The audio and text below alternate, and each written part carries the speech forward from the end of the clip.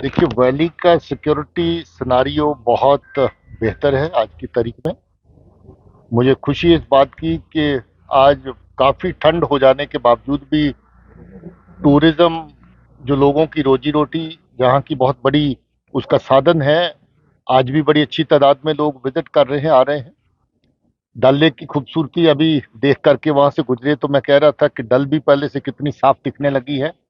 और बाहर से आने वाले जो पंछी आते हैं, मेहमान हमारे, उनकी भी बड़ी अच्छी खासी आमद वहां पर नजर आई। ओवरऑल जिलों में, श्रीनगर में ओवरऑल ड्यूटी की बात करें तो सिक्योरिटी की सिचुएशन बहुत बेहतर है। अभी भी हम लोग जो देख रहे हैं उसमें जो मॉड्यूल्स जो इस वक्त मिलिटेंसी को चलाते हैं, तंजीमों का तो लगभग सफाया हो चुका है। अभी जो मॉड्यूल कभी टीआरएफ के खाते में, कभी एक किसी के दूसरे के खाते में चलता है, उनका भी एक एक बात सफाया हो रहा है।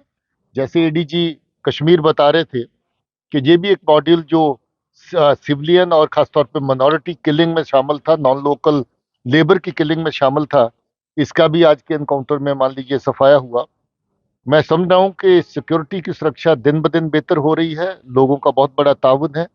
इसके साथ आने वाले टाइम पे हम देख रहे हैं कि सिचुएशन 2-4 महीनों में और ज्यादा बेहतर होगी। तो ये जो पिछले कुछ हफ्तों से ये जो थर्ड नोटिस निकलते हैं माइग्रेंट्स के लिए जो यहाँ पर काम कर रहे हैं एम्प्लॉयज है अपनी जिम्मेदारी पे रहे हैं, टीआरएफ की तरफ से निकल रहा है, इस पे कुछ पुलिस की कार्रवाई हुई है? और साथ साथ में ये टीआरएफ बाकी पाकिस्तान से प्लानित हो रहे हैं या किसी और किसी की साजिश है? देखिए, ये एक टैक्टिस है दहशत गर्दी को किसी न किसी फॉर्म में लोगों के मनों में डर पैदा करके रखने की। ये पाकिस्तान से इस तरह की टैक्सेस के ऊपर अमल किया जा रहा है। आईएसआई स्पॉन्सर्ड जो टेरर आउटफिट्स हैं, खासतौर पे टीआरएफ, जो माउथ पीस है टेरर का आज की तारीख में, टेरर किसी भी आउटफिट का हो, मगर एक माउथ पीस अगर उनको चाहिए तो टीआरएफ के खाते में या कश्मीर फाइट के खाते में मिलता है। ये लोगों को डराने में और कश्मीर की जो पॉपुलेशन है, कश्मीर के जो लोग हैं, उनके मन में भी खौफ पैदा करने के लिए एक तरह का टैक्टिक है कि जहां पर बाहर से आने वाला ये ले गया वो ले गया। कभी निहत्थे बेगुनाह को, बाहर वाले लेबरर को टारगेट करते हैं, कभी मिनॉरिटी को ये बता करके कि ये रिहेबिलिटेशन नहीं, ये सेटलमेंट की प्लान है, ये है प्लान है, वो प्लान है। अब मुझे बताइए कि कश्मीरी पंडित या कश्मीर का रहने वाला हिंदू जो किसी स्टेज पे मान लीजिए आगे पीछे भी जहां से हुआ होगा, आज वो वापस आकर के अगर अपने भाइयों के साथ बैठ के जहां नौकरी कर रहा है, कंधे से कंधा मिला के बाकी कामों में हिस्सा ले रहा है, क्या ये उसका हक नहीं है? क्या ये पाकिस्तान तय करेगा कि कौन जहां पर काम करेगा या कौन नहीं करेगा? ये तय लोगों को करना है, ये तय सरकार को करना है, सरकार तय कर चुकी है। लोगों ने मिलकर काम करना, किसी तरह का डर या खौफ लेकर के आगे बढ़ने की जरूरत नहीं। खाम खा में कई बार मीडिया चीजों को थोड़ा सा ज्यादा कर देता है। जैसे अभी कह रहे थे, इस तरह की अगर आप टोटल अगर देखेंगे सिविलियन किलिंग्स का सिलसिला 4-5 साल के अंदर, उसका ग्राफ बहुत नीचे आया है।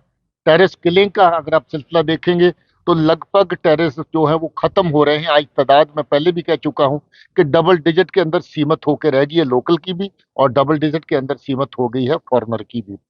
इन्फिल्ट्रेशन देखेंगे तो बहुत पहले से कम हो गई है। इक्का दुक्का जहां पर हुई है, कुछ तो सरहद के ऊपर ही इनकाउंटर हुए जिसमें ये लोग मारे गए इन्फिल्ट्रेट करते हुए।